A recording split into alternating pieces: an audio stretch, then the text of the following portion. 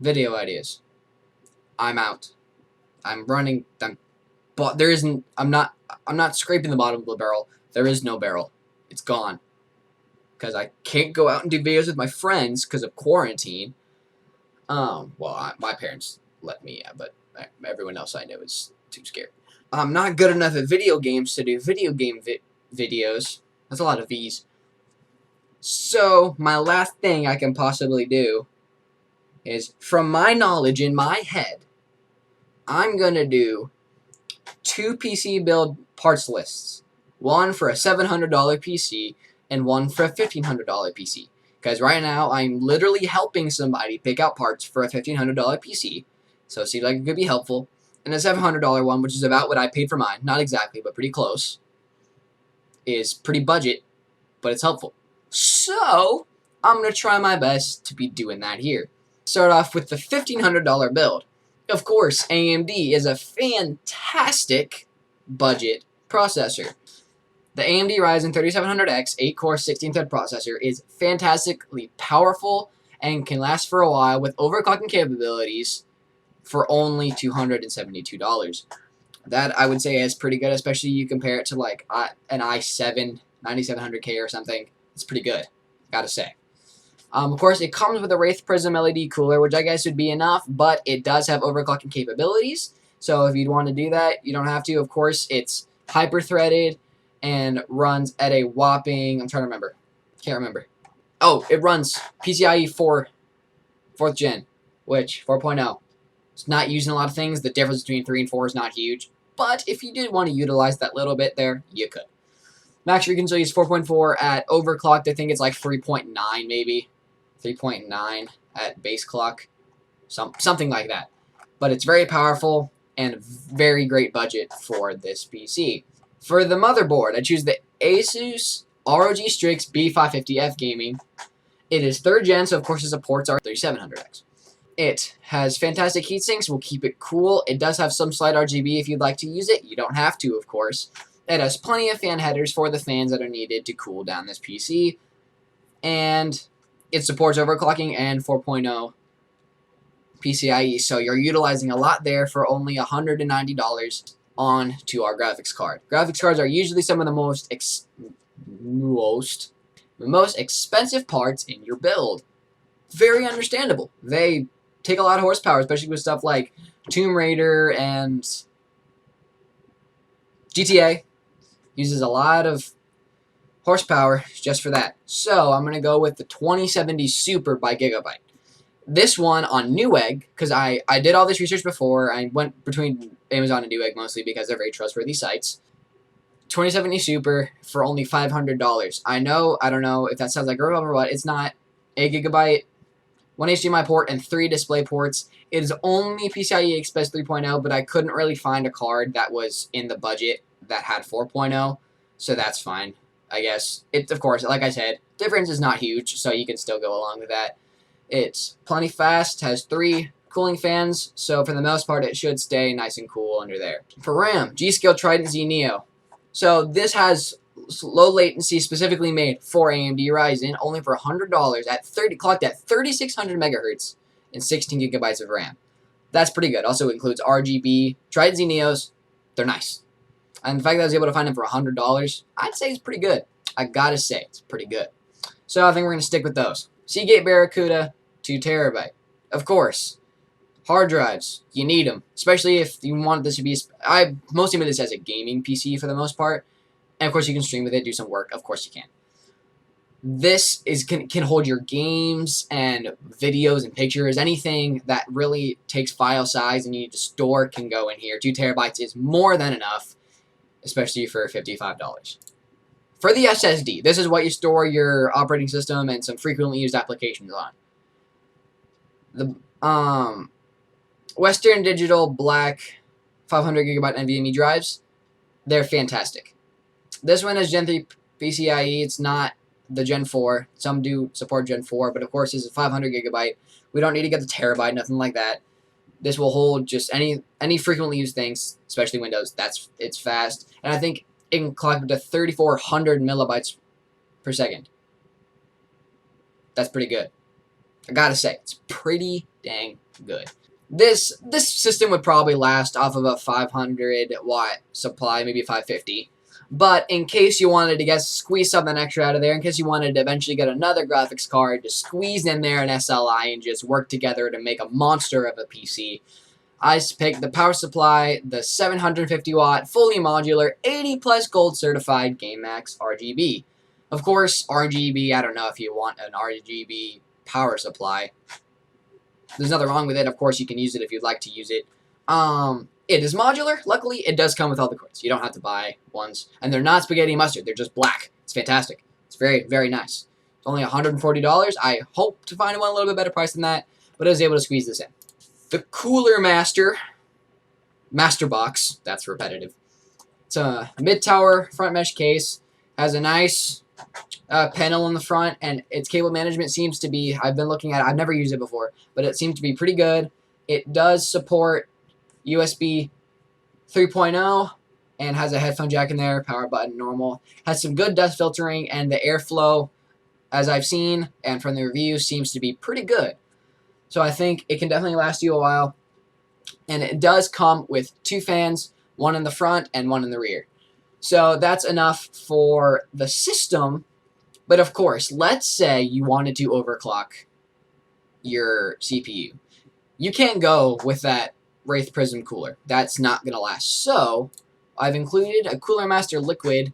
It's 3rd gen radiator. It comes with 2 120mm fans and can work for Ryzen or Intel 1551. I think it's pretty good. It's only $80. I think that is a pretty good mash into the system.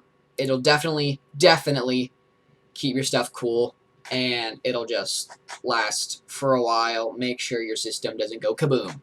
After every single one of these parts, the total comes down to $1,477. So we're able to save about $23 back from the limit, meaning you can probably get Windows somewhere, a licensed version on some website, to get this entire PC, for including Windows, for under $1,500. Of course, this works at around 108% in gaming, meaning it's going to perform pretty well. I'm saying you could probably get Fortnite competitive settings 240 on competitive settings. CSGO, you're probably hitting 300, maybe 400. It's craziness. You could probably get maybe 140, 150 GTA. Pretty good. I'd say it would work pretty well. Let's move on for the $700 build. Of course, we can't go with the crazy stuff we went for last time. We're not last time, but in the last build. Because, of course, this is more of a budget. Something that'll work for you for a while. Get over 60 FPS on most modern games at hopefully max settings. Just to pretty much have more uses than just a console. And I think the 1600 6-core 12-thread processor works perfectly well. Of course, it's overclocked. It starts at a base clock of... Its base clock is 3.2 and can be overclocked to 3.6. 3.2, I'd say that's quick enough. It's not particularly fast, but it's certainly good enough for modern standards. And for $105, this is a solid processor, especially having 6 cores, hyper-threaded. Excuse me. Sorry. Motherboard, Gigabyte, AMD Ryzen AM4, Micro ATX. Not huge, and has 2 slots for DDR4. Of course, that doesn't leave too much room for... It supports USB 3 and 3.3 PCI, Gen 3 PCIe slots. Good enough.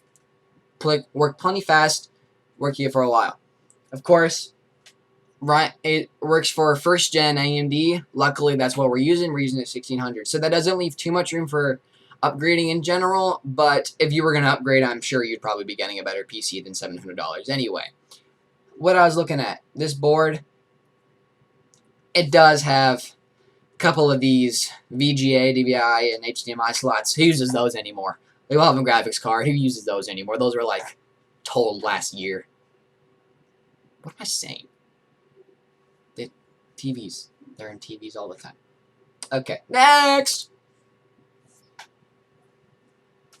For my graphics card, Zotac Gaming GeForce 1660. No TI, no Super. Those were a little expensive on that side. And I was able to squeeze this in. It's a pretty good middle ground GPU. It can run I'm going to say 120 to 144 FPS on most games, depending on what the game is, of course. And while it is GDDR5, but I think that's perfectly okay, depending on the fact that it hasn't been out for... it's not totally new. It's not old, but it's not new. It's in that middle ground, but I think it'll work perfectly good. It's VR ready. Can definitely use 4K. Has 3 display ports and an HDMI port. I think we're good with that. For RAM, G.Skill Aegis. I think that's how you say that. I really hope that's how you say that. If I'm wrong, I'm sorry. 2 times 8 gigabyte. Gigabyte.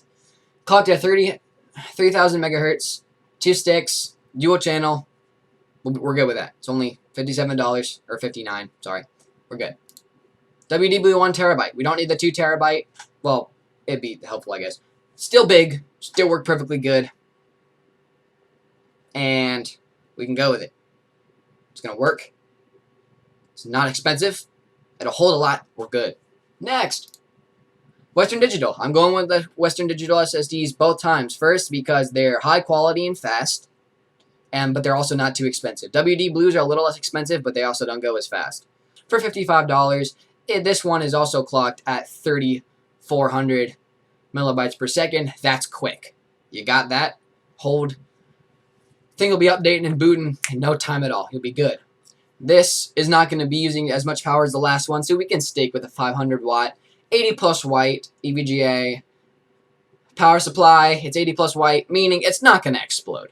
That's all you need to know. It's not going to explode, so your PC will be safe and sound for a pretty good amount of time. One downside, it has ketchup and mustard cables. I'm so sorry, but I don't think we really care too much about what this looks like already. So I don't know why you'd care too much about it. Of course, here, I'll go with this first. This case, Dark Flash Micro ATX. It's small. It's only $66. I was looking at other pictures. They don't necessarily show them here. Well, yeah, you can kind of see it there. Has plenty of space for cable management, and it can hold the motherboard. Plenty of fans, hard drives, power supply. It covers up the power supply, so it's not like those ketchup and mustard are just hanging out everywhere. You can keep it there, but it doesn't come with any fans. So I had to add a 13-pack, or not 13-pack. English, not my thing.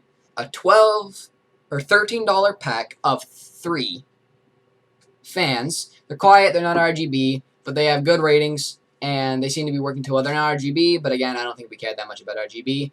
And we don't need to get a cooler because of the fact that the, let me see, what's this? We don't need a cooler because I don't think we're really going to be overclocking the 30 or 1600. If you do, it's not going to get too much hotter. It's only running at 3.6 if you overclock it, so we're still good with that. So after that build, our total comes to $684. That leaves you about $16 extra, which again, you probably, I'm not going to say for sure, you probably could get some sort of Windows or something, or rather, for use. I think that's pretty good. Of course, any updates you guys would like to do, you can. Sorry I didn't use Intel here. Intel certainly, of course, Intel has the best gaming processors on the market, but they're expensive, so they're usually when you're using a really high-end PC and you really want to dig deep into that. But we have budget, and this is what I got for you. I'm not going to bore you guys for a million years, of course. This is fantastic. Of course, $1,500 build utilizes PCIe 4 and overclocking. First one, or the 700 one, definitely utilizes overclocking, but no 4.0 PCIe, but that's perfectly okay. Our SSDs are perfectly fast, and they both are going to function really, really well in their respective fields. See, this is the $700 build. Its gaming isn't absolutely fantastic, but because mine runs a little less than 70% gaming, and I hit 144 FPS, pretty solid. So I think 70 is certainly going to keep you there, even if you don't have a 144 Hz monitor. It's going to be pointless to have 144, but it's nice to know that it's there. Clearly, it's 6 core, 12 thread. Its desktop is going to be fantastic, and its workstation will also be good. For the 1500, gaming, desktop, and workstation are all out there. You're going to run fantastic all the time. So make sure when you're buying these, some of these are out of stock right now. They'll come in, but that's pretty much this video. I ran out of ideas for the most part, and now I kind of got them back a little. And I'm just going to see if you guys like this video. If you found it helpful, make sure to tell me in the comments. Please like and subscribe. I am just 4 or maybe 6 subs away from 100 subscribers. So please do so. Please, please, please. I'm actually asking legitimately if you like the channel. Please subscribe. I'm trying to post more. It's summer. I got time. So please like and subscribe. I will hope to post soon. I'm trying to come up with more ideas. So have a good day. See you later.